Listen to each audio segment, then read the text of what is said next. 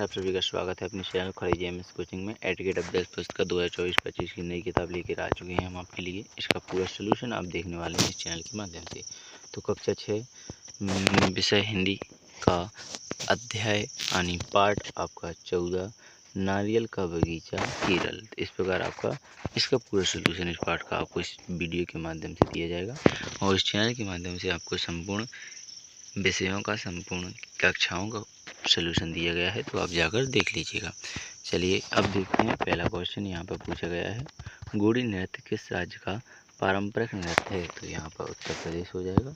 इसके बाद question number दूसरा देखेंगे, केरल में नौका प्रतियोगिता किस अवसर पर आयोजित की जाती है? तो यहाँ पर ओणम इसका राइट आंसर हो जाएगा। इसके बाद क्वेश्चन नंबर 3 देखेंगे, यात्रा का सुविधाजनक और सस्ता साधन कौन सा है? तो रेलगाड़ी हो जाएगा। इसके बाद लेके चलते हैं क्वेश्चन नंबर 4 पर। तो यहाँ पर लिखा है मलयाली कहते हैं। तो मलयाली किसे कहते हैं? यहाँ पर केरल के लोगों को मलयाली कहते हैं। इसके बाद आता है क्वेश्चन नंबर 5। तो 5 में लिखा है, नीति में एक प्रत्यय जोड़ने पर कौन सा शब्द बनेगा? तो यहाँ पर नैतिक इसका राइट आंसर हो जाएगा। चलिए बिना टाइम खराब किए क्वेश्चन नंबर 5 के बाद लेके चलते हैं क्वेश्चन नंबर 6, 7, 8, 9, 10 पर। तो इनके एक एक करके, जैसे असम खालिस्तान के बगीचों के लिए जाना जाता है। तो यहाँ पर केरल, असम, तो यहाँ पर चाय के बगीचों के लिए जाना जाता है असम। इसके बाद नारियल पानी का अधिक उपयोग यहाँ पर ग्रीष्म ऋतु में होता है। इस प्रकार आप इसे लिख लेंगे। इसके बाद क्वेश्चन नंबर 8 रहेगा, खालिस्तान को मसालों का उत्तर प्रदेश भी कहा जाता है। तो असम को मसालों का प्रदेश भी कहा जाता है, या फिर केरल भी है।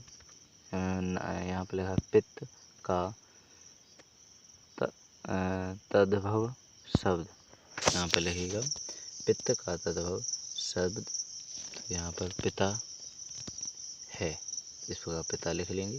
इसके बाद लिखा है, नारियल के समान केले के पेड़ का भी धार्मिक और सांस्कृतिक महत्व है। तो यहाँ पर आप केले का लिख लेंगे। इस प्रकार आपका क्वेश्चन नंबर 10वां और ये जो खालिस्तान ये कंप्लीट हो जाते हैं बिना टाइम खराब किए। अब आपको मैं लेके चलता हूँ क्वेश्चन नंबर 11 पर। तो ये रहा क्वेश्चन नंबर 11, केरल और असम के जंगलों में क्या समानता है? तो यहाँ पर दोनों जंगलों के शेर, भेड़िया, रीछ आदि पशु बड़ी संख्या में पाए जाते हैं तथा चाय की खेती भी की जाती है। इस प्रकार आपका क्वेश्चन नंबर कंप्लीट हो जाता है। इसके बाद लेके चलते हैं क्वेश्चन नंबर 12 पर, दक्षिण भारत में प्रचलित प्रिय भोजन कौन से हैं? तो यहाँ पर चावल, रसम, सांभर, इडली, डोसा आदि। इस प्रकार आपका क्वेश्चन नंबर 12 कंप्लीट हो जाता है। 13 देखेंगे। क्वेश्चन नंबर 13 में पूछा है, केरल को भारत का नंदन वन क्यों कहते हैं? तो यहाँ पर रहेगा, क्योंकि केरल का प्राकृतिक सौंदर्य स्वास्थ्य के नंदवन के प्राकृतिक सौंदर्य की तरह अद्वितीय एवं मनमोहक है। इस प्रकार आपका क्वेश्चन नंबर 13 कंप्लीट हो जाता है। 14 देखेंगे, केरल में लोग प्रातः सफ़ेद कपड़े क्यों पहनते हैं? क्योंकि केरल में अत्यधिक गर्मी पड़ती है। इससे बचने के लिए केरल में ढीले तथा सफ़ेद कपड़े पहने जाते हैं। इस प्रकार क्वेश्चन नंबर 14 कंप्लीट हो जाता है। 15 देखेंगे, नामों का उपयोग किन स्थानों के लिए सुगम होता है? पानी वाले स्थानों जैसे समुद्री किनारे, झीलों, नदियों तथा नहरों के लिए सुगम होता है। इस प्रकार आपका 15वां क्वेश्चन कंप्लीट हो जाता है। 16 देखेंगे, यहाँ पर लिखा है, नथकली नृत्य के बारे में 3 वाक्य लिखिए। तो यहाँ पर इसमें अनेक कथाओं को नृत्य में डाल दिया जाता है। दूसरा हो जाएगा, कथकली नृत्य केवल राज्य का प्रसिद्ध नृत्य है।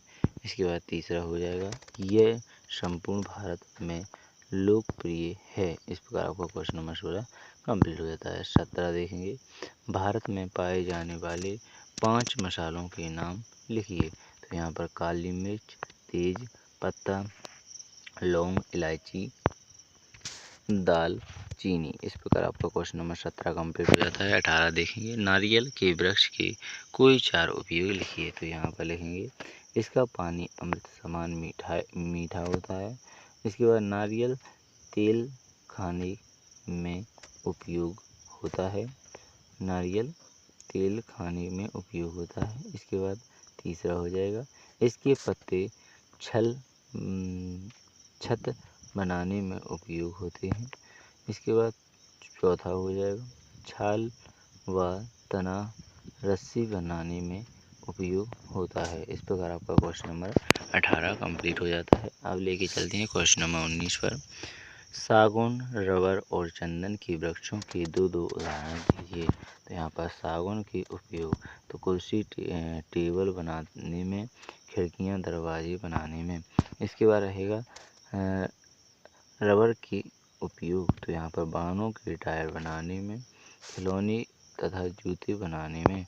इसके बाद चंदन के उपयोग, तो यहाँ पर साबुन क्रीम बनाने में, हवन सामग्री अगरबत्ती बनाने में।